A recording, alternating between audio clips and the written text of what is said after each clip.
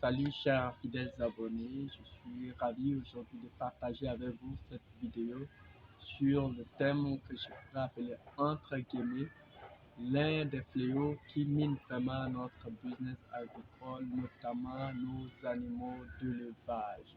Aujourd'hui, nous allons parler des parasites externes des animaux d'élevage. Nous allons parler de nos parasites les plus courants rencontrés dans l'élevage. Et sur ce, nous allons en débattre le thème sur ce que c'est que les parasites, qu'est-ce qu'ils sont, quel est l'intérêt de le connaître et les dégâts qu'ils peuvent causer aux animaux, aux humains et à l'entrepreneur agricole qui est le cultivateur ou l'éleveur.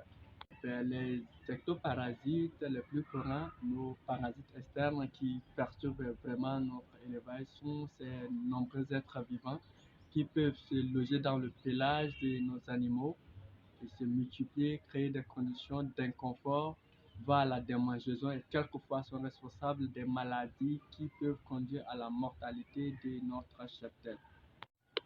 Et quel est donc l'intérêt de connaître les ectoparasites les plus courants de notre élevage?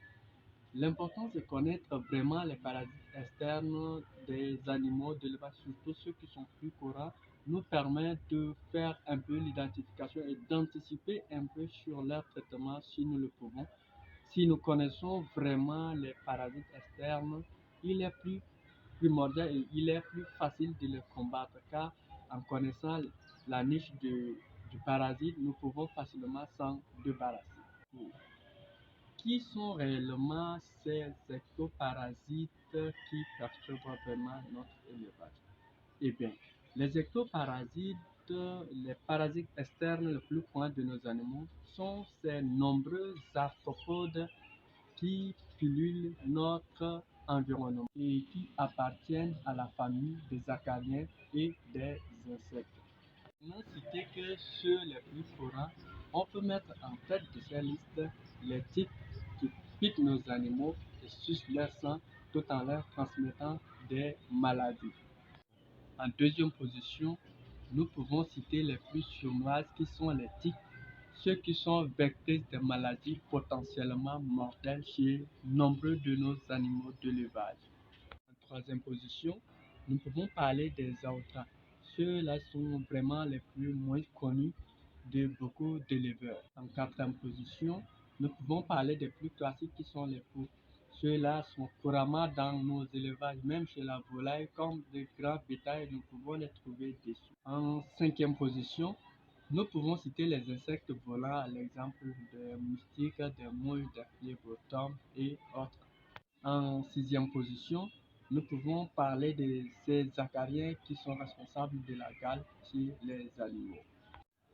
Dans la connaissance la plus globale des parasites externes les plus courants de nos animaux, il est important aussi de connaître un peu les dégâts que ceux-ci peuvent causer à notre cheptel, aux humains et à l'économie de l'entrepreneur agricole.